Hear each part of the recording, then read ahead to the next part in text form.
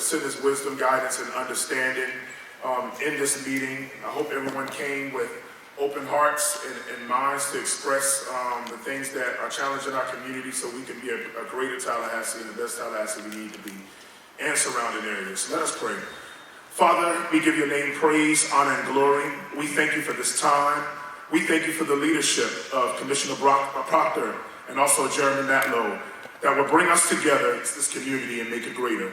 Lord, I thank you for wisdom, knowledge, and understanding, and I'm asking you to release it now so solutions are formed and ideas are made that will cause great change in our city and also our state and nation. We give your name praise, glory, and honor in advance. So in Jesus' name we pray, amen. Excuse me, I didn't introduce myself. I am Quincy Griffin, the pastor of Family Worship and Praise Center Church right here in Tallahassee, and we worship in this facility. And now I'm going to bring up our commissioners to come and preside as they will. Good morning, everybody. I'm Bill Proctor, and we thank you for coming this morning. Commissioner Matlow and I thought it not robbery to give a forum on Juneteenth, this day right here, to give a forum for citizens whose voices have been heard in a variety of ways, not just in Tallahassee, but across the nation, and to try and understand what feet on the street are attempting to say and vocalize. And so this morning, to launch a series of community conversations or listening sessions is what we endeavor to do over the course of the next month and a half, 2 months, whatever it takes. We know that this is the first. It's odd on a Friday morning at 9, but we know too that this is Juneteenth, and it's very important for the symbolic significance that we're talking about police reform, and police reform as it is related as the struggles of protest have occurred across the nation as it relates to African Americans, more specifically in terms of police encounters. We're very excited for the work of which the City Commission, which Commissioner Matlow is a member, has taken direction. Oftentimes, it's the conversations that elected officials know are occurring in the community that inspire those same conversations to ignite inside of our chambers of the City Commission. We're thanking you. We want to allow for all of your comments, input. There is no per se standard format. We're feeling our way into feeling your engagement and style of engagement, but we're so open this morning. Thank you for practicing social distancing. These masks, very important. And I want to say to you that we would not have done this but for the fact that Cascades Park is under construction and they're building a canopy over the seated area. So we wanted to have an outdoor situation to accommodate health realities. So we're thankful for Pastor Griffin and taking leadership to allow us to come to a place that had a little tall roof and wide space. And this pastor was the second best choice that we could think of, since we could not get to Cascades Park and be outdoors. So we thank you again, Commissioner Matt. Thank you, Commissioner Proctor, and good morning, everyone. It's great to be here. I know throughout our city, throughout our country, over the last several weeks, we've seen a lot of pain. We've seen a lot of anger. We've seen a lot of hurting, and we've seen a huge desire to just, how do we put an end to this? How do we really move forward, and how do we really go for the change that's needed? I think over the last couple months, we've actually heard proposals throughout the country that really speak to that kind of radical change of how do we get to a point where we're getting in a situation where maybe a gun shouldn't be introduced to that situation at all. Maybe there should be a different way to interact with certain communities. How can we reduce these violent interactions completely? And how can we really chart a course where the people are in control of the conversation moving forward? That's why we thought it important to call this conversation, because as Bill Proctor can attest, the city and county probably haven't been getting it right for a few decades now. So if we're really going to get that change, we really got to be honest about what that change means. And we need the voice of the community really speaking directly to the elected body. COVID has made it more difficult. So while we have huge protests in the streets with a lot of opinions, those messages aren't necessarily landing on the people who have the power to make the change. And that's people like myself and Commissioner Proctor and other commissioners in your state legislature. So what we'd like to do from this conversation is, as we hear ideas, I mean, you're free to express any ideas you have for specific change, but also identify specific problems. So as we look at problems individually, we really can start to craft those solutions. I was speaking at an event yesterday, and I brought up the fact that, my mother had 3 boys. We were rowdy. We didn't have a father in the home, and she a lot of times used law enforcement when she just didn't know what to do. She just didn't have anybody else to reach out to.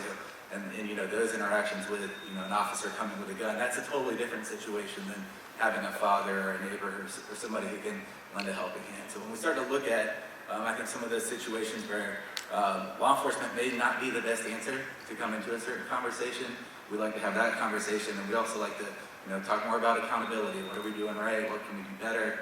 And we can go down that list. But I think at the beginning, we just like to open it up for just thoughts, ideas, anything you'd like to say, and then I think we'll facilitate further conversations on specific issues.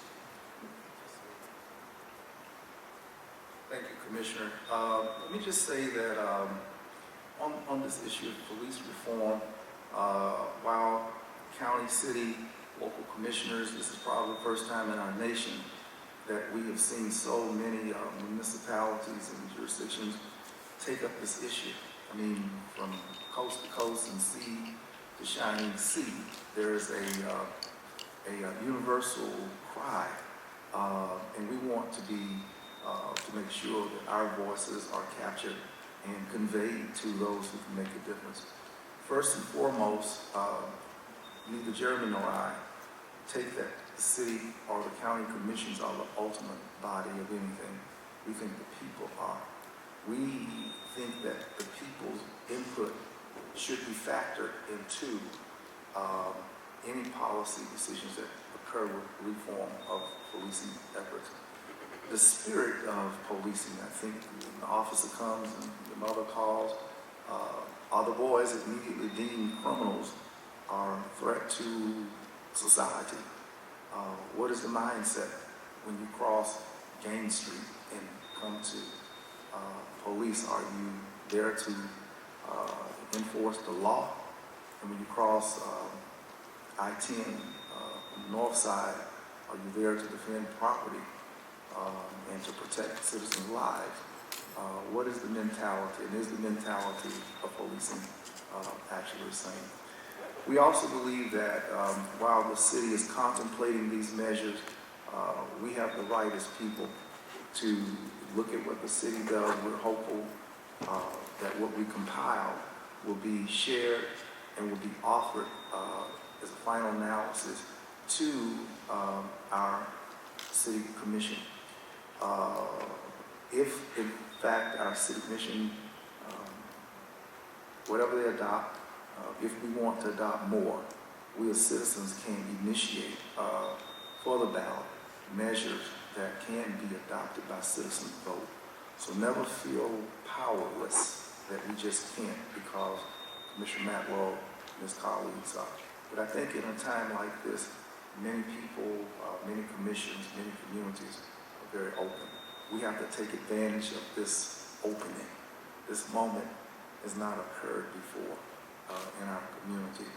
And let me just say finally that the other night I got a call, and as I recognize the Capital Outlook, it's here, Mr. Lane is here this morning. I got a call and was asked when commissioners were talking about police reform, Commissioner, why did you speak? Why were you silent? I've gotten a lot of calls over things that I've said.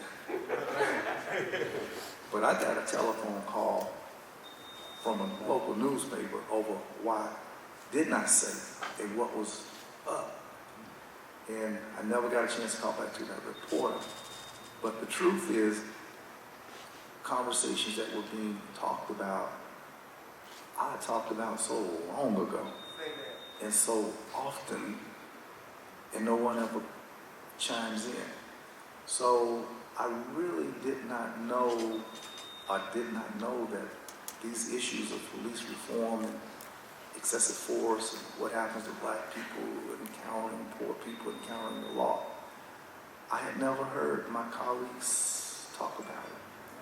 I didn't know it was on their emotional radar. I didn't know it was on their intellectual radar. So, not wanting to do anything to the moment, I refused to say anything because it was my first time hearing from them. And I've been on the commission 24 years. I ain't never heard that kind of talk before from white commissioners at all. So that's why I was silent. So we want to make sure that you, and all of you have the moment here. Now, I want to recognize a couple of our wonderful friends, Art, Tom, Maisha, who work with our offices, Police District 1 County Commission Office, with the 32304 issue. And in the 32304 issue, we dealt with poverty last year. And some of the concerns with poverty, I don't think we dealt with police force and all of that, but the whole thing with COVID and the underlying conditions of COVID and poverty and so many things we did look at last year. And I want to thank these gentlemen. My two graduate students, which y'all were waving hands in there, and your names just ran out my head. What's y'all's names today? My name is Gwen Staten. LaDonna Hogue. Okay, and they're actually our stenographers this morning. They've taken notes as well. Okay. And I want to recognize the pastor of this church, Reverend Quincy Griffin. All right, so much for that. Commissioner Matlow, y'all know why we're here. We're here this morning because we're concerned. And I think that we have the chance to put forward the nation's top model. And there is no reason, with the expertise that this community has by way of FAMU, FSU, TCC, we keep looking to them. Not only that, but Florida Supreme Court is here in this community.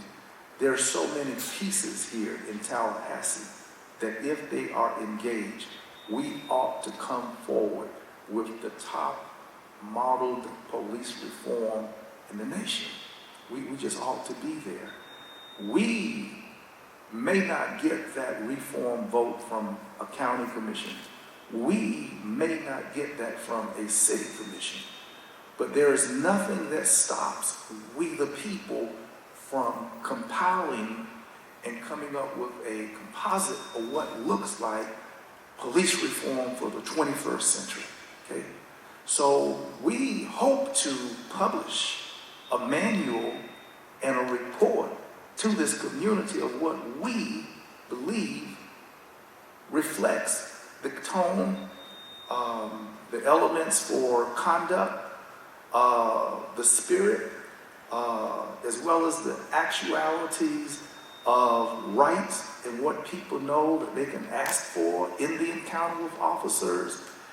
We want to have those things spelled out in a way that when we compile what we're going to do, at the end of the day, it's going to be tight and right. And whether adopted by the city or not, we will place on our website a product that nobody in the nation can find flies on. So your thoughts, your voices this morning, there's so many categories of this topic.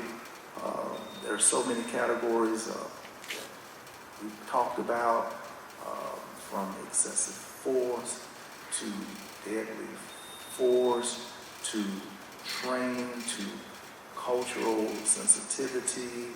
We're talking about policing, you're talking about the union, we're talking about qualified immunity.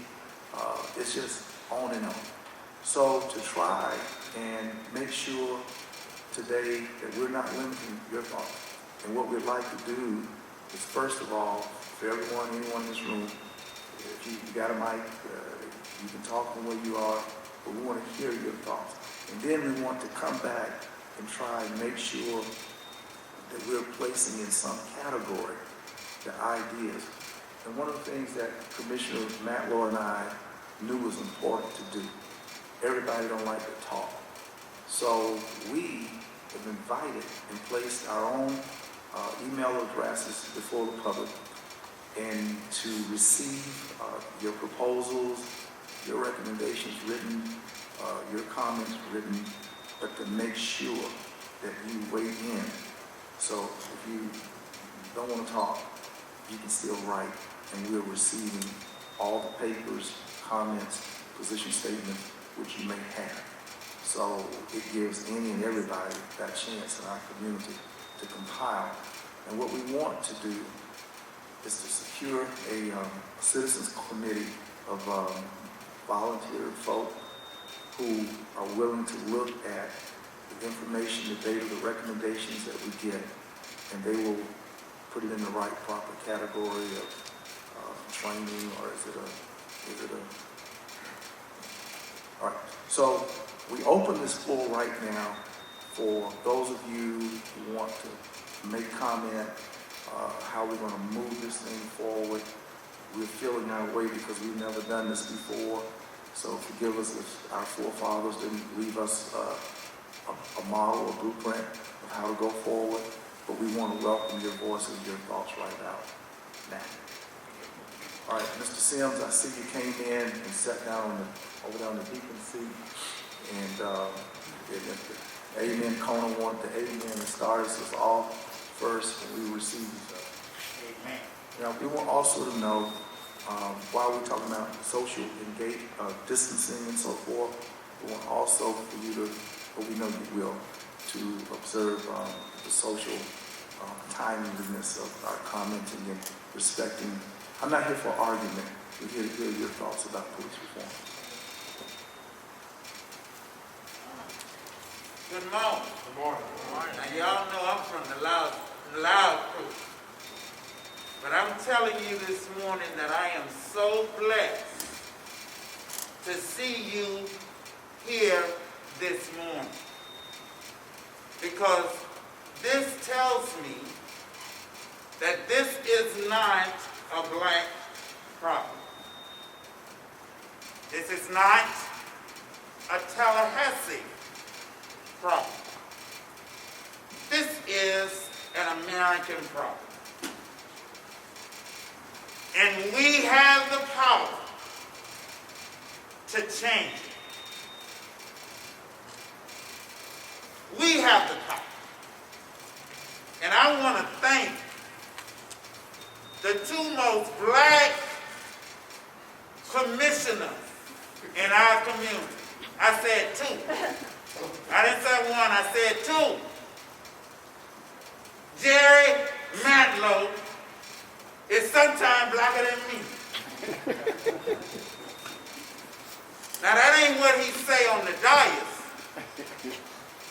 That's what he does in this community. It was Jerry Matlow that stood in between the police and those kids at the mansion.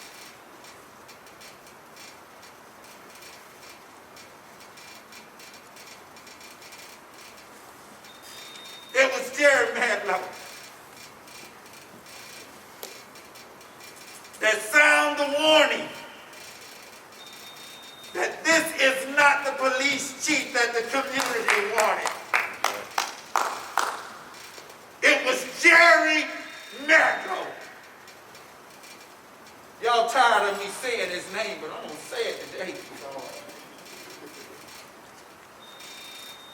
He walking the talk. And yeah, I campaigned against him. But that shows his integrity. And we need to put on blast the pimp game. It's a pimp game, going on. And I'm tired of being pimped. I'm tired of being bamboozled and say, if you want some of your tax dollars, you're going to say what I tell you to say, go where I tell you to go, and not go where I don't want you to go, and don't talk to people who don't say what I want you to say.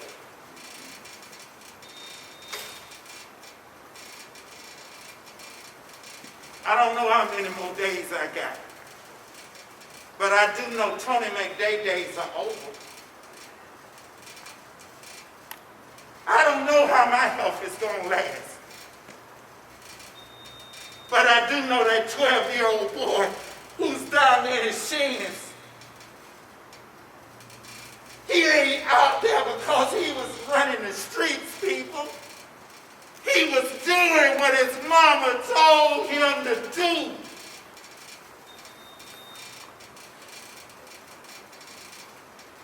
And I have a problem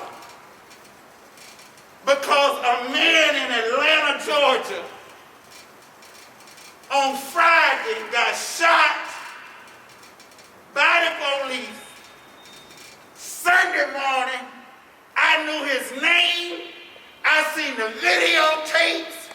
I know everything, but right here on Holton Street, I don't know the police name. I ain't seen the videotape.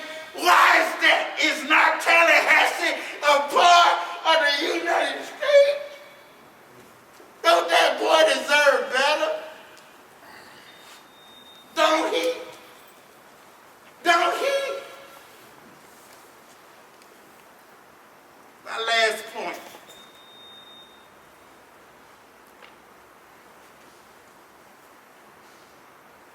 Just give me a minute.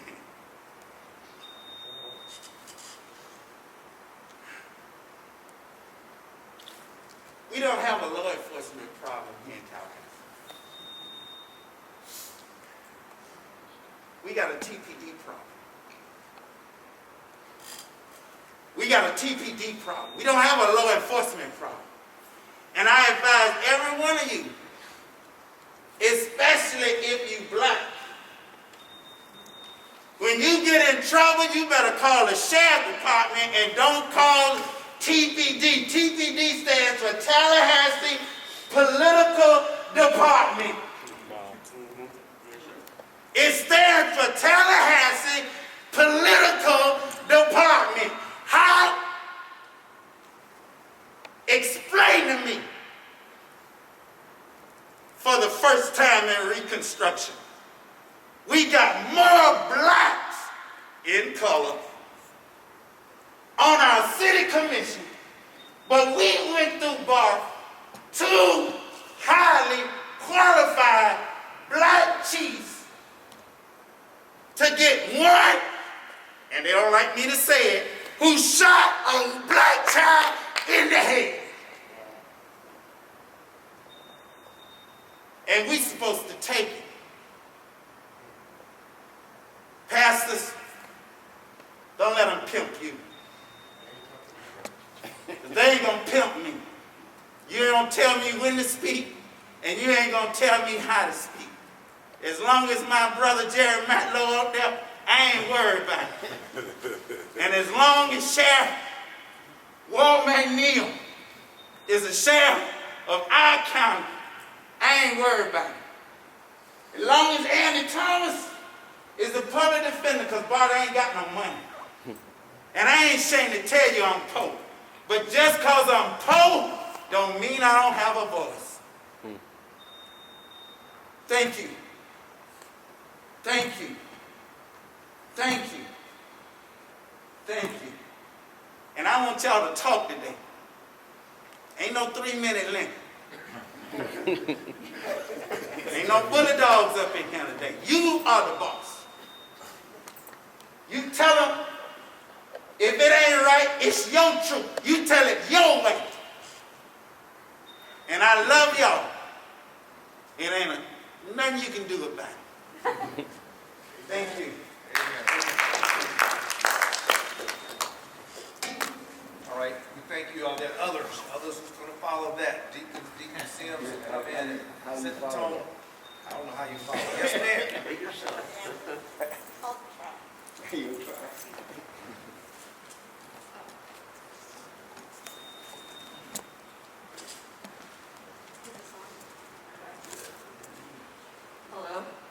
This on. Just turn around and face off. Hi, I am Margaret Moore. I'm a resident of Tallahassee since 1999. I've been a resident of Tallahassee since 1999, and I am ashamed that I have just come to discover how bad things are, like truly, truly bad. But I've seen it over the years, with my own experience, living and working here. I've had more contact with the TPD at a different kind of level, and I've seen from the inside out. It is rotten. The people who uphold the TPD, the support staff, the victim advocates, it's all part of it. It's all part of it. It has to be dismantled. I mean, I just now defunded, redistributed. It's not about training.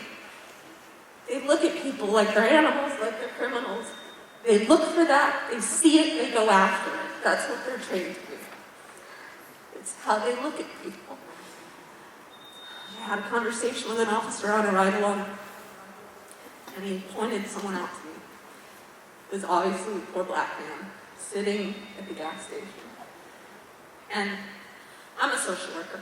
I have my MSW from FSU. And I said, well, there's probably some substance abuse going on. There's probably a lot of poverty in his life. He hasn't had many choices, probably. He says, so you look at him and you think, oh, there's a person. I look at him and I think, there's a criminal. That's just that he's waiting. I went racially profiling with them. And as a 20-something-year-old white woman in Tallahassee, I didn't even think to speak up about what I was witnessing. I'm so sorry. But I am here now. Yes. In the last 2 weeks, I feel like I have given myself an education in how things work and things need to change. Thank you, Commissioners Proctor and Matlow. Yes. Thank you for giving us an opportunity to speak. I have been holed up in my house. I only go to doctor's appointments and protest. I have kids, and I need them to see we could have it here. Yes. We could have. Sorry, I'm like really epic. We could have. I'm sorry, I'm not. That's okay, Benjamin. We could have it. We have the bones. We have the structure. We have the progression. We have the movement and the moment. And I keep thinking about a meme that said 2020 wasn't the year we wanted. It's the year we needed. This is it. This is it. We've got to take advantage of this moment. I want to use my voice. I'm a 40-year-old white woman in Tallahassee. It's my fault, like my demographic's fault that we are here. I can speak to them, and I want to do that. Please use me as a private citizen who has just had an oh my God moment. And now I have the flexibility with this quarantine to get out here. So, if it weren't for the pandemic, we probably wouldn't have this opportunity. It's bizarre. Thank you. Thank you. I've been pacing my house, ranting at myself, and to know that there's other people that can do something, and we could do something positive, meaningful, proactive. We think it's not happening. It's happening right here. It's happened 3 times in 6 months. Oh my God. I'm so angry, and I'm so grateful that I have a focus for my rage today. Tallahassee. We could have it all, and I'm sorry I didn't stand up sooner, but I'm here now, and I'm just really angry. Welcome, baby. Use me, please. Yes. Come on, Bob.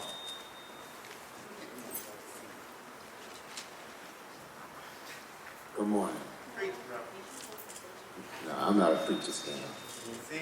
But I want to raise an issue that has risen its for some ugly head in this community over the years. And some people think it's a bad word. I seem to think it's what we need to do, and it's called consolidation.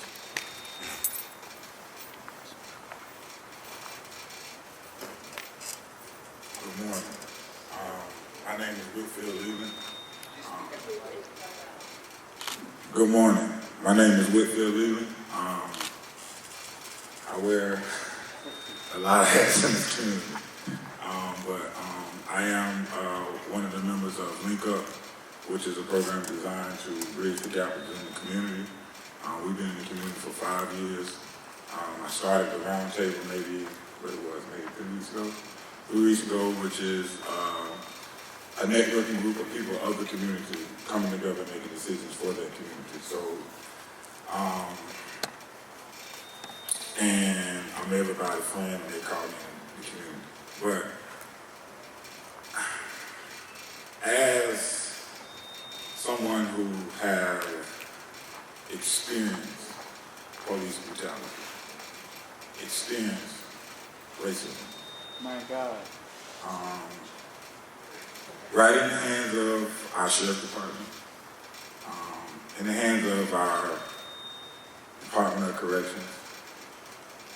We're talking about a problem that goes way beyond a police car. You know, to be honest with you, the police officers that's killing on the streets, that ain't even 1% of what they're killing in these detention centers. You better say that. Chain in the Department of Corrections. Amen.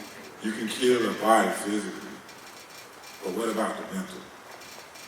If a person's walking around and their mental's messed up, they might as well be dead, right? So you're actually killing them too.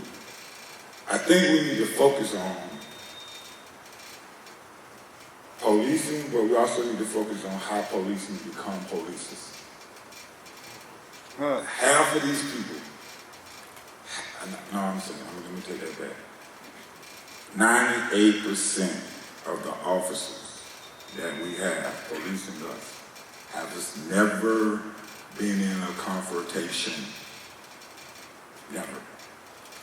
Fight, nah. Argument, maybe. So when you ain't never been in that situation, it's just like a cat. For the first time, when you push a cat against the wall, he coming out. Win, lose, or draw. So that's how we see it. My thing is this. I didn't support Rebel. I actually me and Mr. Barber was probably the only people in the community sitting in those meetings. I asked the community to give him a chance. Me and him still talk, and he's real relevant with certain information. But I really think that if we're talking about making a change in policing, we got to get rid of the chief. I don't have a problem with him, but from where I stand, and I've been a boss, I've ran an organization, not just my organization, but I was the general manager, I ran certain districts. That's why I understand when you become in power, in a position like where you at, to completely make change and make positive change, you got to go through the whole body of people that you're working with. He ain't done that. Right. He ain't done that. Right. Bringing in a couple black people to be chiefs. You better that ain't. I'm not. You're not surprising. What is that doing? What is that doing? They You know what I'm from saying? So, I mean, if we're gonna be honest, if the commissioners really want to be honest, y'all got to start. Y'all got to get rid of the chief. Yes. Because if he was really about changing the police department, being transparent with the police department, we would know right or wrong if his officer did right or wrong. Come forward with the information. The community's been very transparent with you. I know I have. Me too. And at the end of the day, I've sent emails out. You get mad at me because I sent emails out because you're not putting out information. Who fault that is? I'll be honest with y'all. I am really not optimistic about how to change policing, only because I've seen it for the last 40 years. My God. I know what it feels like to be on the other side of that gun. I know. Yes, Lord. And until there's real accountability, brothers like me gonna always stay on the other side of the gun. So to the city commissioners, county commissioners, and I'm with Mr. Barber, I feel like we should consolidate, Yes. break down this old, Yes. good old boy system, put it up under one roof. You know, I'm with that. Yes. Because, I mean, these appointed officials, and I'm talking about Chief Rebel, I'm talking about Reese Gold, I'm talking about Cynthia Barber. I mean, at the end of the day, y'all appointed officials, y'all still ain't doing nothing for us. Exactly.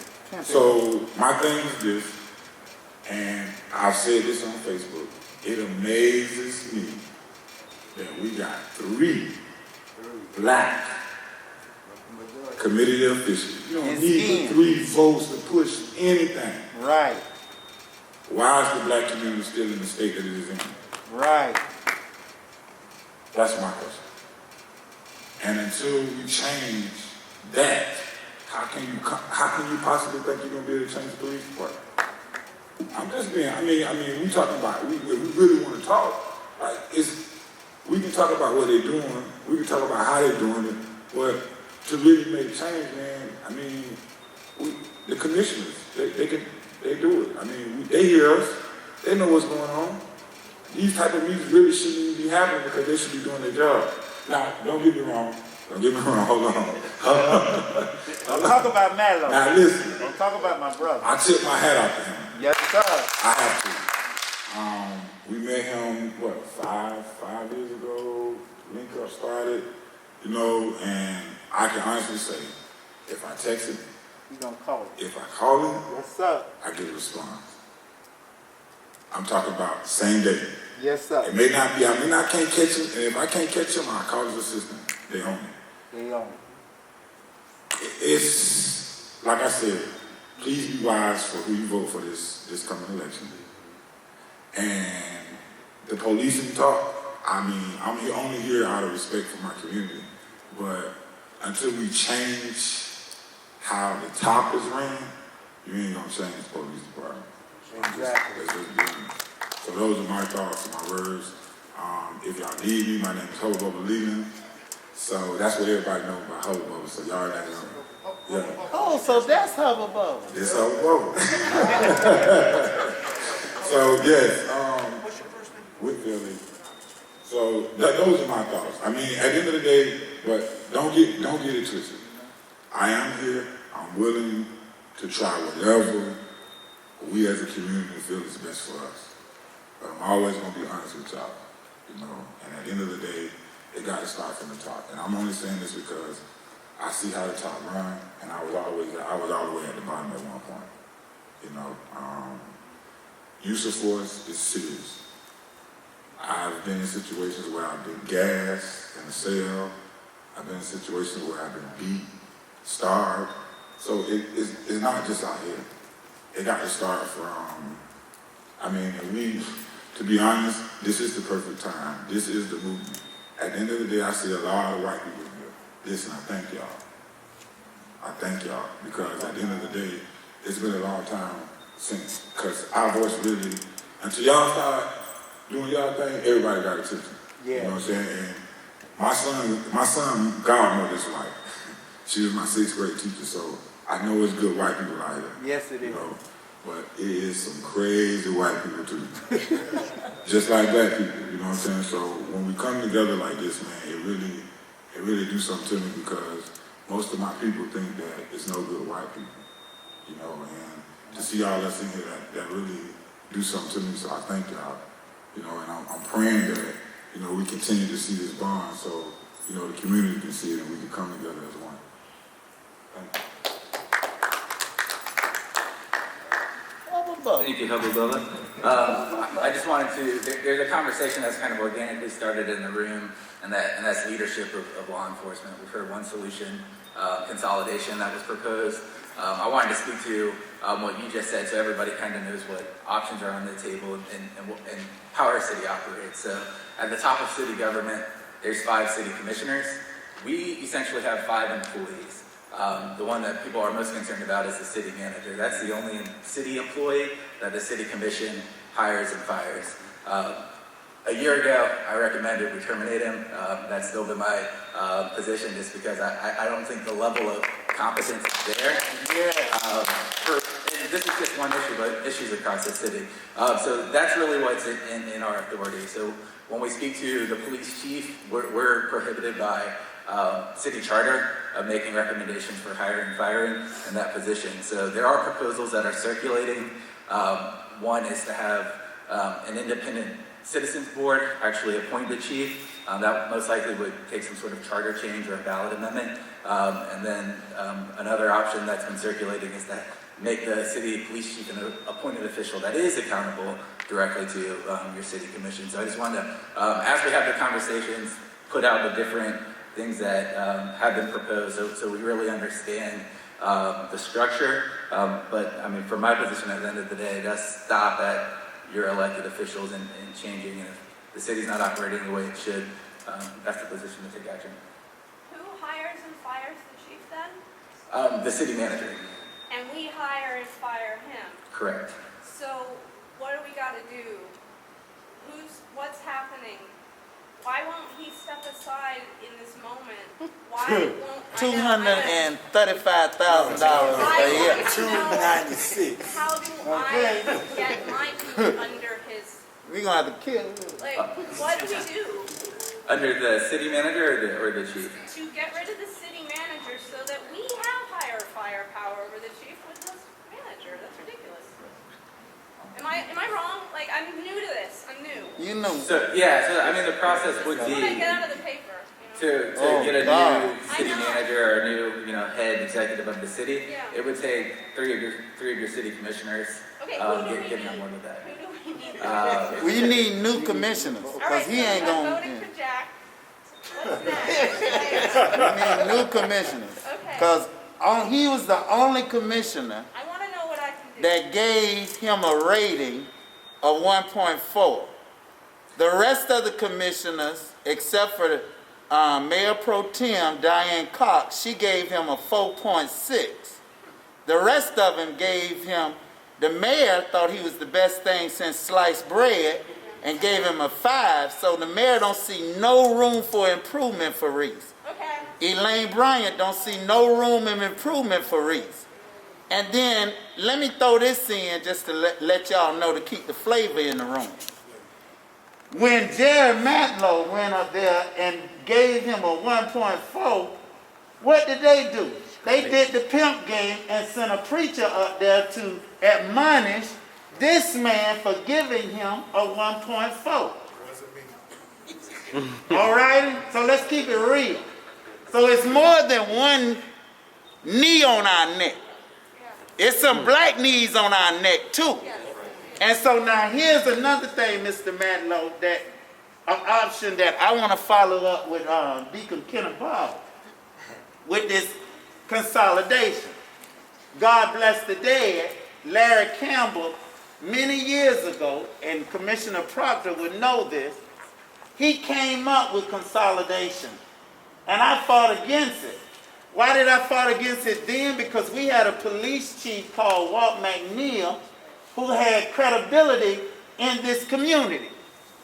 Revel don't seek credibility in this community. He follows the lead of his city manager and the mayor because they know that they hook-wing that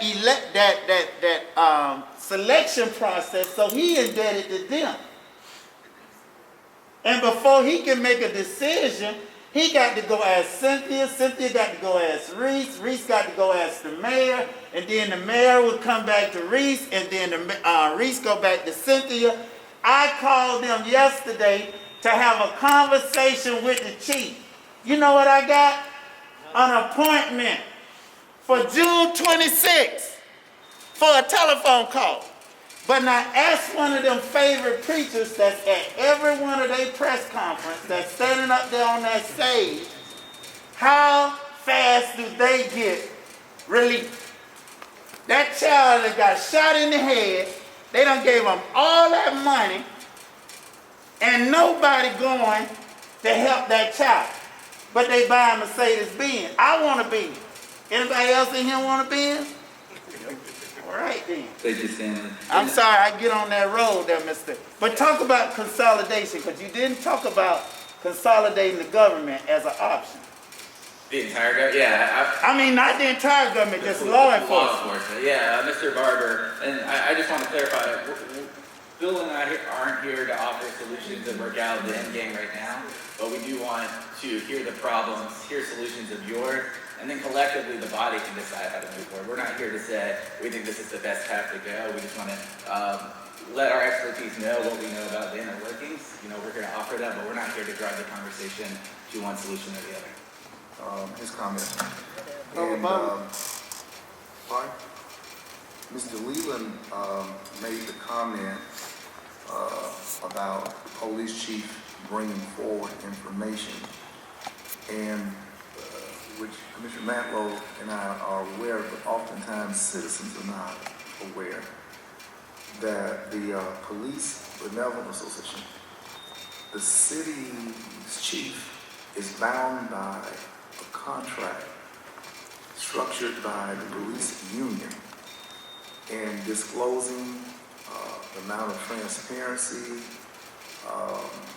turning over data, oftentimes there's a manual that he don't have anything to do. The city manager can't, the city attorney can't do anything, because their sense of due process is defined by a contract. It's just not in Tallahassee, it's around the nation that unions, if you noted the police chief in Minneapolis was negotiating, I guess, a contract with the police union in Minneapolis. And the police chief in Minneapolis walked out of negotiations because he said, I can't negotiate on no kind of contract that I can't fire bad apples. My God. I can't reach the bad apples in my own department, which I'm the chief over.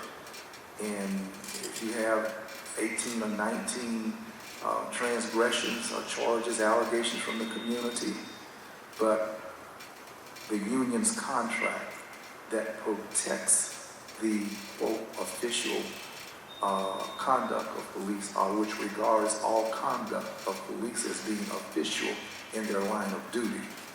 And conduct in the line of duty is protected conduct according to these union manuals. So you struck a nerve, and I wanted to say that, and God knows I have never defended the current police chief at all. I've not done that. But I am aware that there is a contract which he's bound by, his predecessor was. They break rules all the time. At the end of the day, this is my thing. I understand what you're telling me. Yeah. And my thing is this. Regardless of the fact that if it's a contract between the PBA or whatever it is, at the end of the day, right is right, wrong is wrong. If I sign a contract saying that the protect somebody and his ass is wrong, his ass is gone, and we'll deal with the lawsuit or whatever we're gonna come behind it after that, because at the end of the day, right is right, wrong is wrong. And I mean, I understand what you're saying, but just it's like this right here with me. You know, I mean, the law supposed to protect me in certain ways, and they don't. I have to deal with it. You feel what I'm saying? So that's what I understand. But to me, in my eyes, where we stand there right now, that's an excuse. That is a loophole for them to get up out of. We cutting off all loopholes. So at the end of the day, if he's gonna be the chief, regardless of what contract was set in place for his ass got there, you the man now. Take the lead, show us, tell them to bring their ass back to the table, renegotiate this contract, and move forward. He's not doing nothing to show us that he is moving forward to try to do anything. So I understand you and I respect what you're saying, but at the end of the day, I mean, it's something that can't, everybody in here is on this. I think most of us in here are on one accord, and we agree with you. We are on your side. So. I mean, trust me, I'm not going at it with you. I'm just expressing. Oh no, I ain't take that. You know, I'm tired.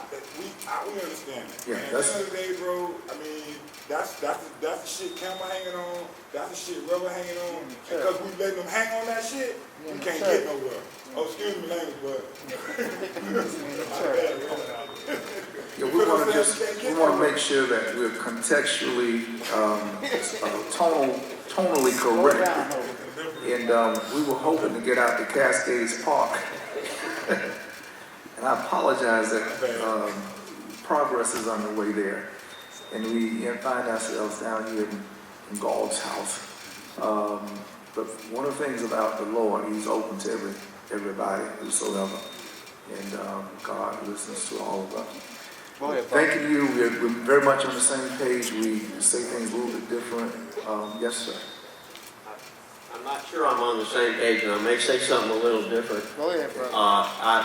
And I know I should be mostly listening. Hold on one second. No, you need to talk. This is maybe culturally, but it's culturally identifiable by some, but protocol haven't been established. Go ahead. Okay. My name is Bill Davis. I've lived in Tallahassee since 1974. I came up here to go to law school. I practiced law for over 40 years. I started out practicing criminal defense work, private practice, in a small caseload situation, mostly representing, I used to say, the children of the rich and famous. They weren't really famous except around here, their parents were, his kids. And since the beginning of my arrival here in Tallahassee, I was told that it was the police department, not the sheriff's office. It was the vice squad, mostly, that would plant things on people, might throw a gun down after a shooting. I remember when one of the police officers somehow got caught with a whole bunch of marijuana in his hamper at home, and he had a domestic dispute, and he has marijuana at his home. They couldn't fire him because he said he's storing the evidence in his clothes hamper.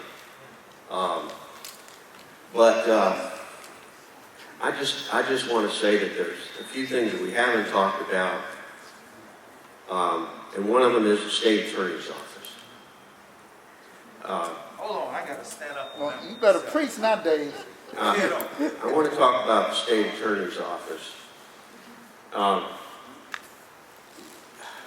I think the state attorney's office leadership has historically in Tallahassee been a part of law enforcement. They are a part of law enforcement. They carry a badge and they carry a gun.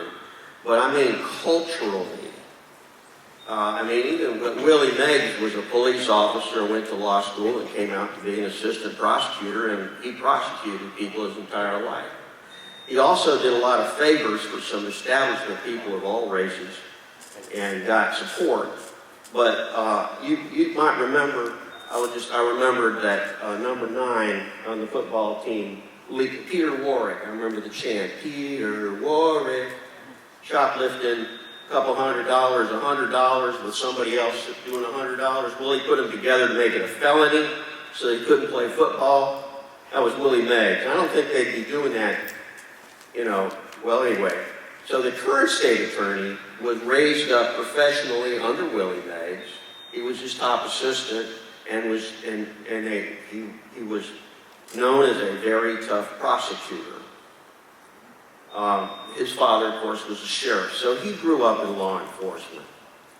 There's this law enforcement Bill of Rights that you're talking about, along with the contracts and the unions. Now, the union, all the politicians, God bless the ones that are willing to stand up, but all the politicians covet that police union endorsement because people who aren't informed think that that means that they're for good law enforcement and safe communities and all that stuff, I guess. Plus the PBA contributes money.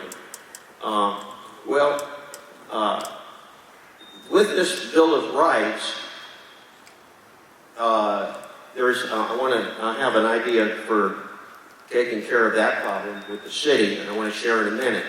But the prosecutor is wholly apart from all of that. The state attorney is not bound by any contract with the police department. He's not bound by, he doesn't have to have the support of the police union. So when you see what happened in Atlanta, somebody's charged right away for a shooting. You think if a police officer walked out in the middle with 10 witnesses and just shot somebody on the street, that they'd say, oh, well, we're not going to do anything. We're going to have an investigation, and we're going to have a grand jury, and after the grand jury decides that we're going to make a decision? No, of course not. But they do it in every one of the shootings when that's not the case, when it's in the neighborhood, when all the video might be seized. So they don't have to have a grand jury. That's a myth. That's a myth to say they have to have a grand jury. In the circuit of Dade County down there, they don't do it. The law requires a grand jury for a capital felony charge. So they arrest everybody on felony murder or third-degree murder, then they have a grand jury to take care of it. So the grand jury is a way to keep things secret, and it is controlled by the state attorney. There's no prosecutor in there prosecuting the law enforcement person unless the prosecutor wants to. Unless the prosecutor wants to. And we don't know. We just don't know what goes on because it's all secret. So if they have probable cause to make an arrest, they don't have to have a grand jury. And that's a big problem here in our community with the trust situation. 3 killings, since March? And the grand jury, Supreme Court suspended grand juries delayed them because of the coronavirus. So the prosecutor can bring charges, can release the evidence after bringing the charges. Now, I happen to think that the problem is well known as a national problem, and it is the cultural problem of law enforcement, and it's the war mentality. And it's also racism. Racism is the mortal sin of America, and it is killing us. And people are waking up because they're seeing it. They can't believe it. They couldn't believe that this was going on because they happened to see the video.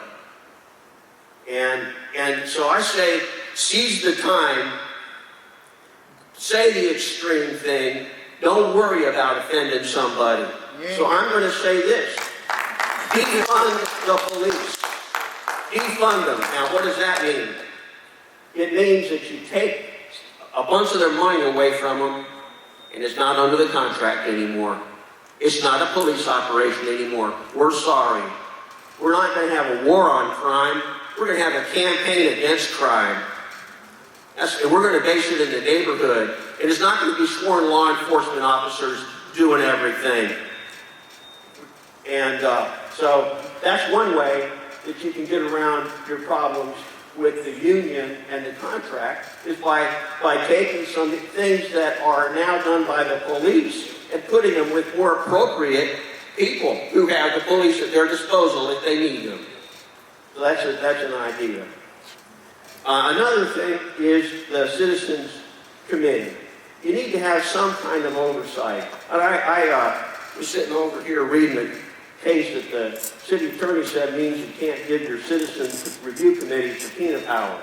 You can, if you read the case, read what they're doing in Miami, they can have subpoena power, just not to, they can't compel the officer to come in under state law, but they can compel the department, they can produce the reports, the videos, and all of that to the commission under subpoena to your review committee. But we need a complete cultural change. This one that's being proposed now, I remember it said that whoever is on it has to go to the police academy. Well, I had an experience where I went out to the Pat Thomas Law Center, or Law Enforcement Training Center, part of the Leadership Tallahassee thing I was doing. And I got to play the video game where there was a life-size person on a life-size video, and I had a toy gun. Thankfully, I wasn't a 12-year-old black boy in a park with a toy gun. I might have been killed, and it would have been excusable because whoever shot me would have been afraid. But I had a toy gun, and they had on the screen somebody turning around are they pulling a gun out or a phone out? And I was supposed to shoot at the right time. And this is what I'm sure that the committee will have to go through this training. And what this training does is it trains the law enforcement officer to put his or her own life first above and beyond anything else to avoid any reasonable risk. We call them all heroes. They're all heroes. They're not. They're trained to shoot first if they're afraid. Shoot first if they're afraid. And now we see shoot first if the person's running away from you. All of these black men shot and killed in automobiles in Tallahassee. Every single time they say he was going to run over me, he was charging me with his car. That's every single time, and every time they get off. The guy that drove his car through the demonstrators, that was Jack Campbell's call. That was because that guy was afraid, but they have bills in the legislature to give immunity to people who run into people and demonstrators like that. And the right-wing calls say all lives splatter. That's a mean for them for driving cars through demonstrators. So I think it's a cultural problem. So that's the next radical thing I would say. Defund them, fire them all, and start over again. You need like they call that zero-based funding. Let's start with zero. And of course, you can't fire them all because they have a union. You can't fire any of them, but you can sap out those resources and put them where they can make a difference. I want to say her name. Olawatoye Saloon. All right. I want to say her name. I've been in the demonstrations. I've been walking. That's about the only time I come out of my house, like you, sweetheart. And I was tired, and I was home and it was raining. And I was looking at the Facebook, and somebody had a live Facebook from the parking lot outside Publix. It was raining. I don't live too far from there. It was her.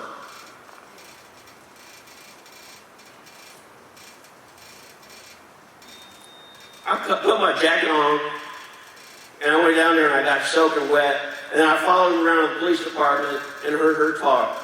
And what I was hearing was pain. Yes. Pain.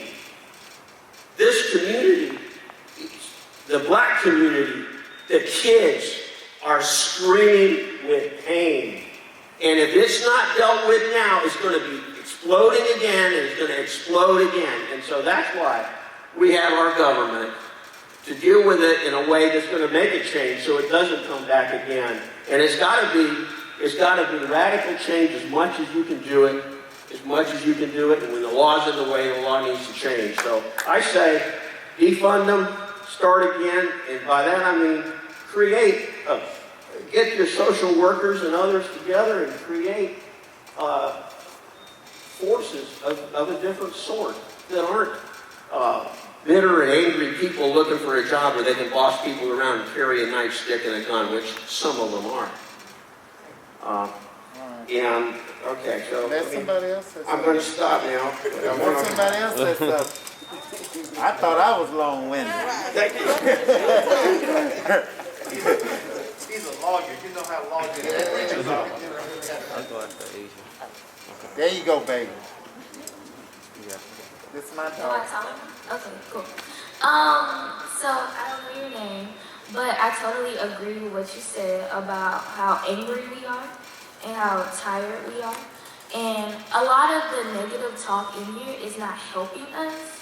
And it's like when we look at adults, especially Caucasian white adults, you know, ever since all this stuff has been happening, we look at y'all like y'all don't care about us. You know what I mean? And I appreciate y'all for being here and for supporting us through the movement, because we've really been protesting and we've been trying. And a lot of people are telling us that it's not gonna work, but it's gonna work. Yes. And I feel like if we actually hold our city officials, county officials, and policemen accountable, then it can actually work. And another problem is, which we've been telling them, that we don't know y'all. Like, we only see, Mr. Proctor and Mr. Matlow and maybe like 2 other people, but that's only during campaign season. So it's like you might show up to our church or something like that and shout with us or talk with us or eat with us or something like that. But that's only to get our vote, and half of us don't even vote anyway. So Wow. it's like, why are you coming in the first place if you really don't care? And that has really shown as we've been protesting, because nobody has showed up for us. And we're sitting there and we do these chants like, where y'all at? Like, where's y'all support? And yes, you have these negative people during the protest that might try to start something, but most of us are out there because we want to see a change. Amen. And as we get older, especially now, racism is starting to show itself more real. And it's like, why don't other people who are just like me want me to succeed? And that's our fear, because there are statistics coming out that somebody with a whiter name than me can get a better job than me. And I can be qualified. I can be just as qualified as them, but just because their name is whiter than mine, I will not get the job. So these different statistics are really depressing the minds of young African Americans, but we need to know that our county officials, our city officials, and our adults around here are helping us. So if you see a African American teen, and no, we're not the only group that deals with it, you have Latinos and Hispanics and everybody who deals with the same thing. So if you see a minority and, and they look kind of down about what's going on because everybody's watching the news, everybody sees what's going on, we're scared to be out at night because we don't know what's going to happen. We see police drive by us and we get fear because some of us drive because you don't know how they're going to act. And no, not all policemen are bad, not everybody is bad, but it's just a fear that we have because it's a trend now that they're calling it. It's a trend, and it's not supposed to be a trend. So just tell us that you're here for us, and if you see us marching, come out with us, and if that's not your thing, then sign some petitions with us. Help us change the education system, the medical system, all these different systems that have systematic racism in them. Okay, I'm done. Thank you.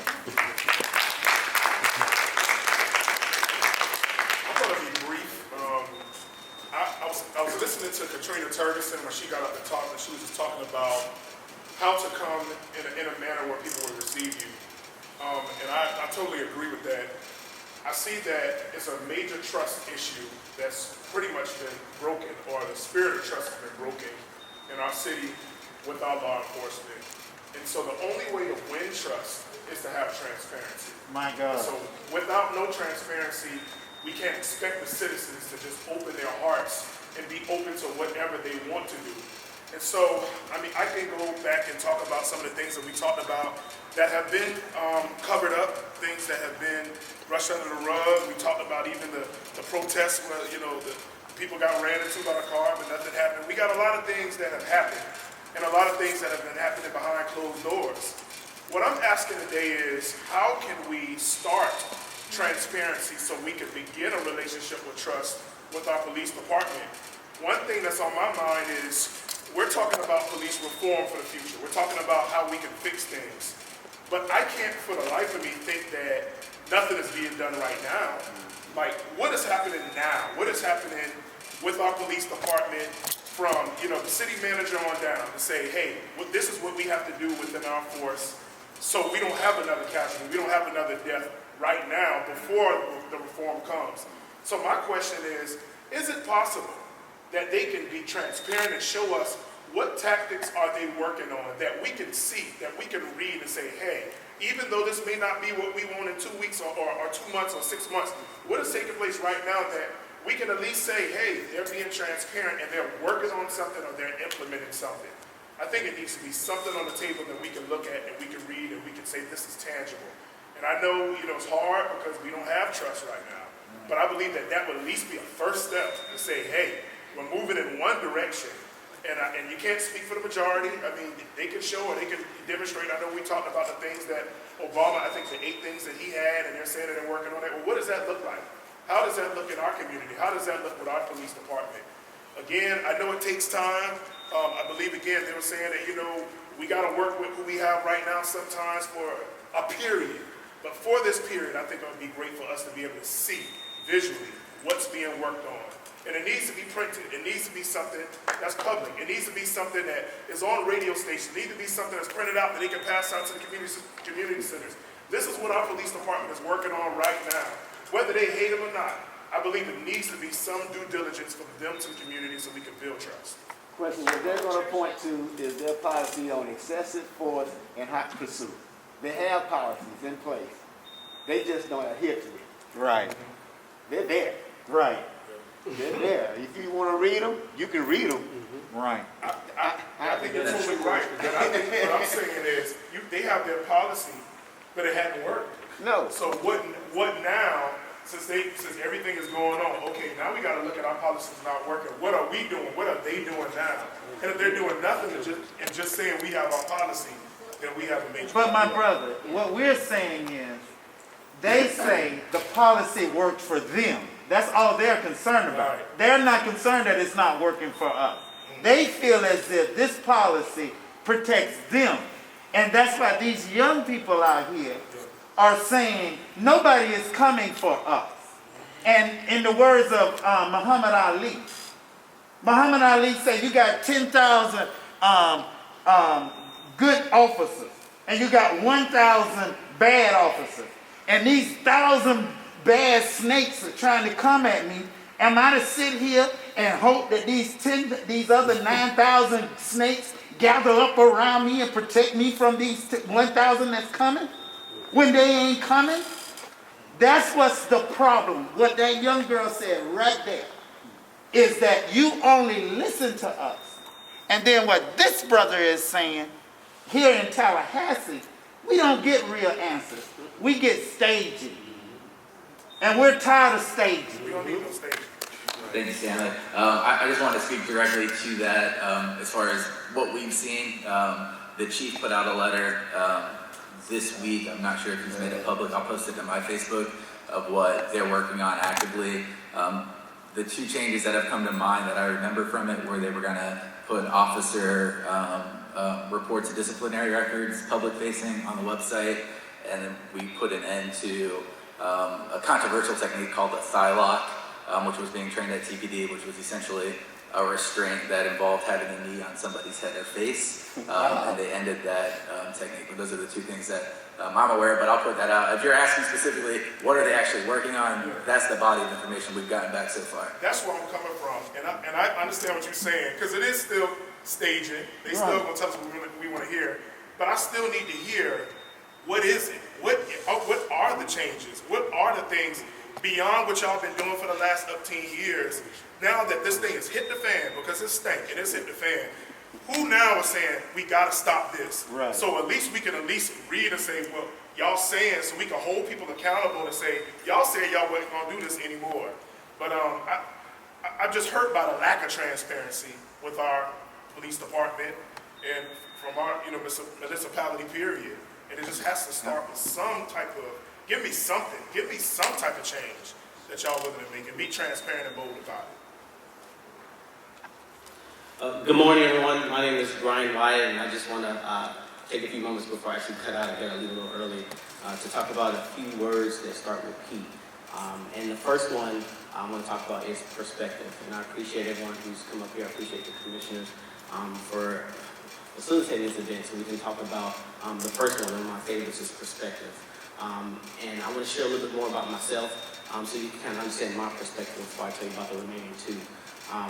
My perspective, I'm an African-American father. I'm originally from the south side of Chicago, Illinois. So I'm no stranger to racism and racial profiling.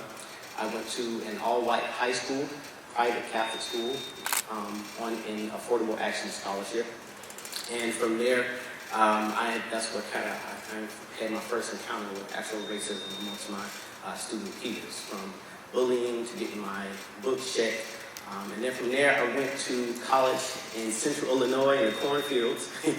And then again, I was racially profiled, I was put in jail. I've been through all kinds of things. And then even after that, I went to the military. I served 5 years in the Air Force, and still I was racially profiled. I was pulled over for no reason. I was placed in jail for suspicious activity as an active military personnel. Of course, I was released, and I have no record, but I've experienced this my entire life. I originally, eventually landed in Georgia, where I met my wife, and together we are parenting 10 children. So that makes me a father of 10 black children. So you all get where I'm going with this on perspective. I have a lot of perspective about what's happening today. And the next thing I want to share about this is, from my perspective, one of the things that I studied when I was in college was political science and political philosophy. One of my favorite things that I learned about was social contracts. And social contracts was kind of originally coined by Thomas Hobbes in his work in 1651, Leviathan.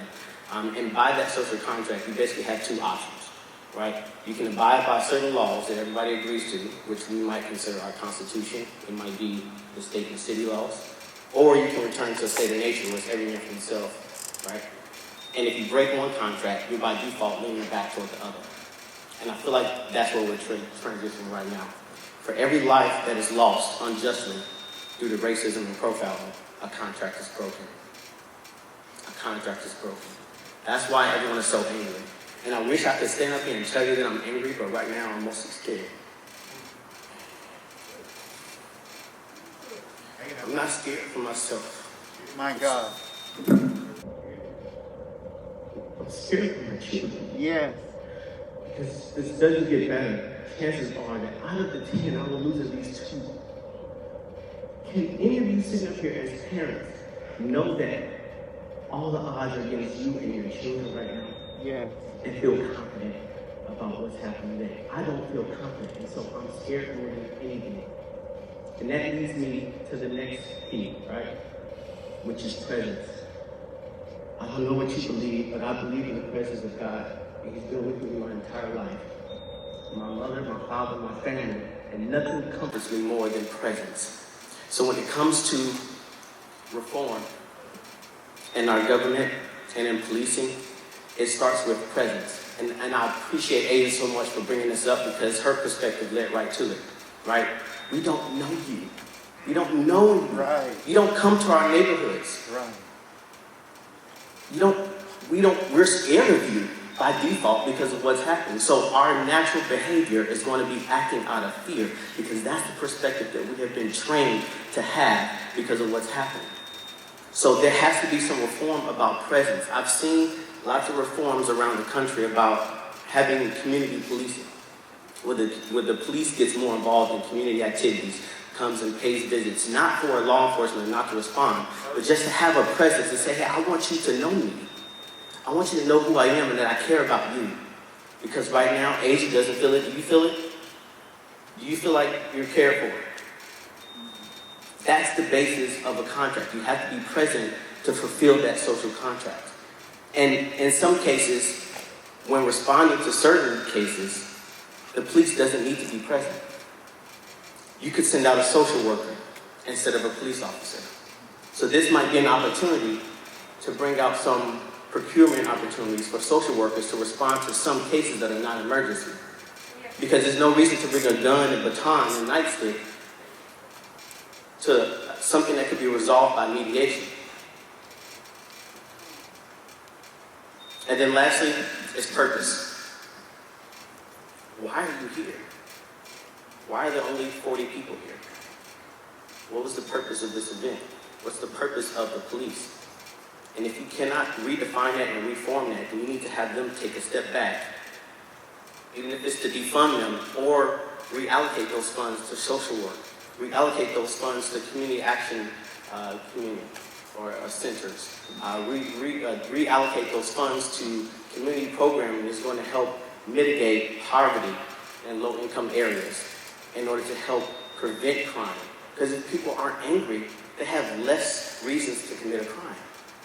But I'm going to be angry if I can't feed my family. And I feel like I'm being denied opportunities. And I feel like I'm being killed because I can't pursue those opportunities. What options do I have besides return to that state of nature where it's every man for himself? So those are your options.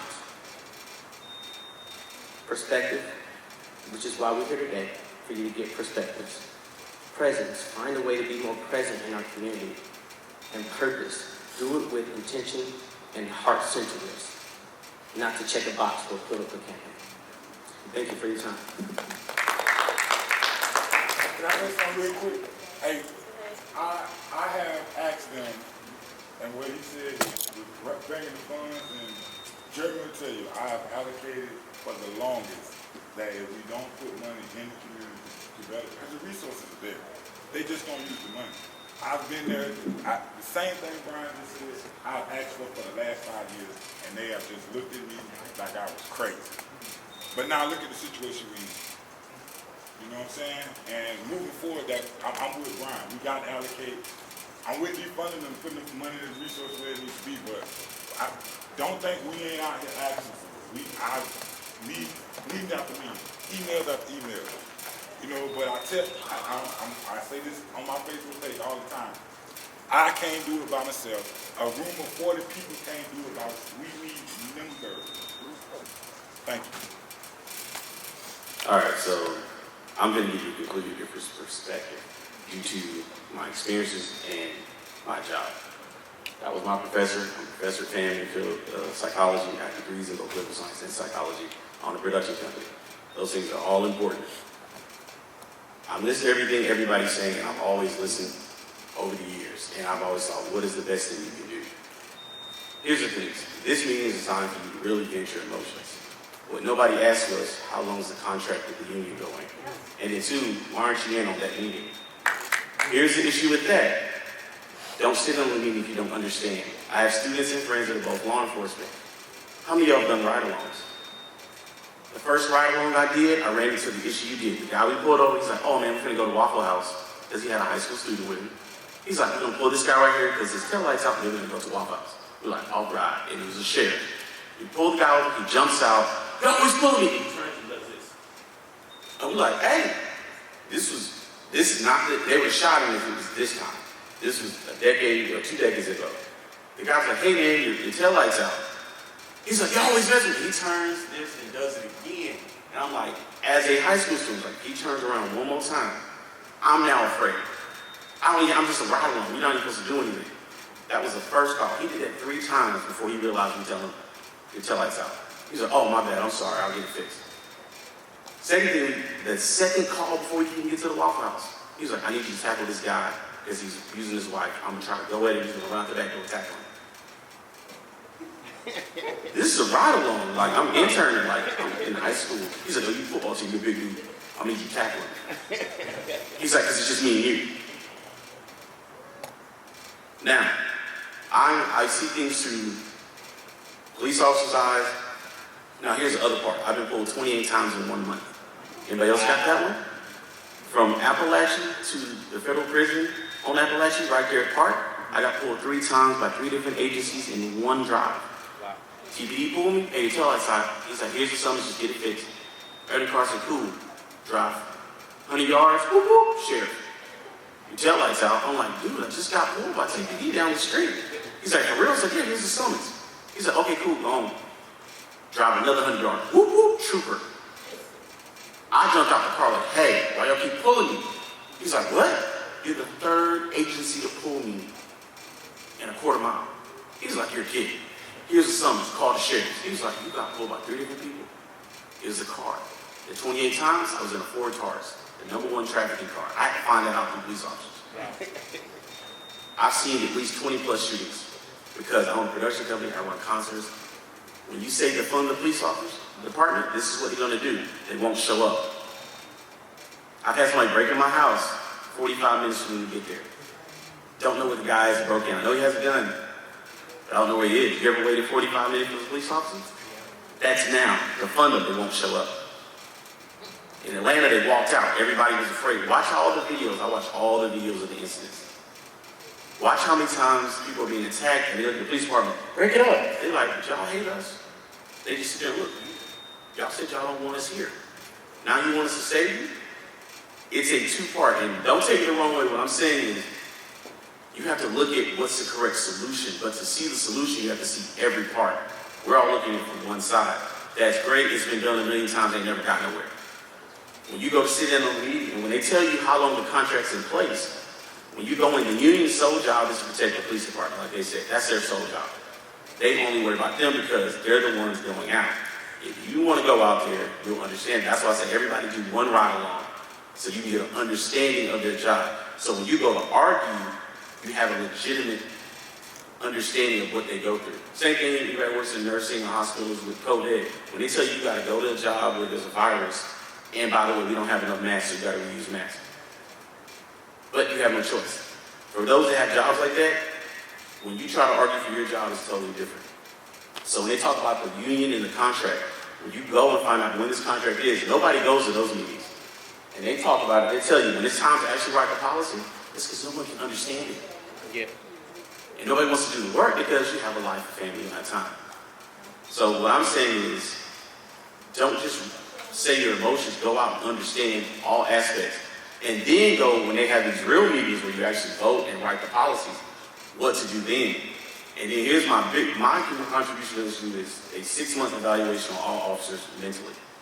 Because I've seen my own students, my own classmates, who went in bright-eyed, I'm gonna make a difference, and after 6 months, they look like any other police officer. I was like, what happened?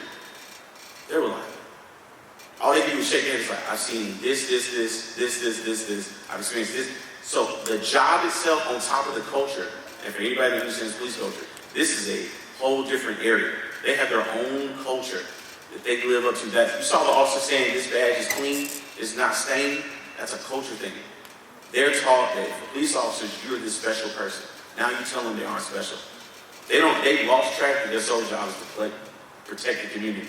They don't understand that. It's a culture in itself. That's all, even if they have that thought, once they get in the department, you're a low-ranking person. You fall in line. Just like the military, that's how they're taught. Do what your commander says. So when you see people say not do something, when they do something and they're fired, that eliminates anybody else from saying anything because they want to feed their family.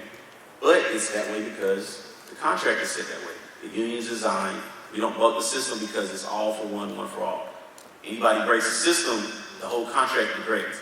Yep. That's why they say don't tell anybody, because if you're telling somebody, if you help this person, you say this is wrong, when they do need to do something, they can't do it, or they lose their life.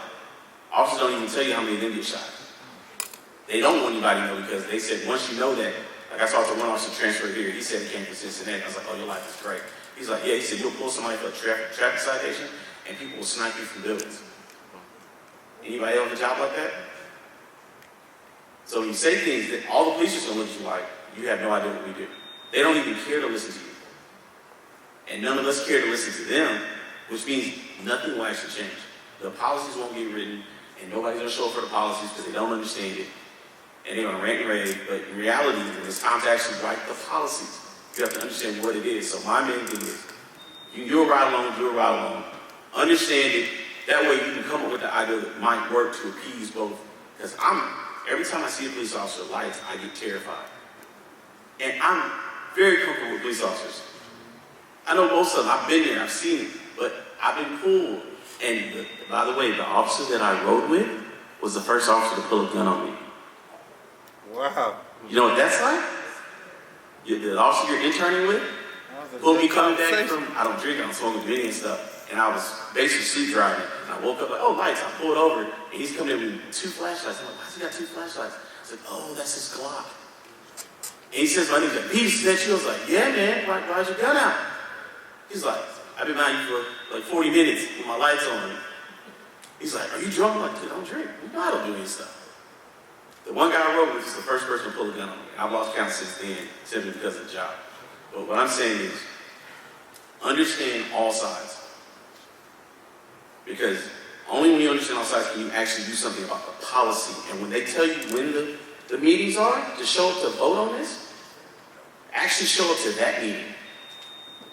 And 2, if you don't like it, like I said, re-elect new commissioners. They'll re-elect a new city commissioner or re-elect the sheriff or the chief. And by the way, you can fire the city commissioner or the city manager. I've only seen it one time, by the way. You can fire him.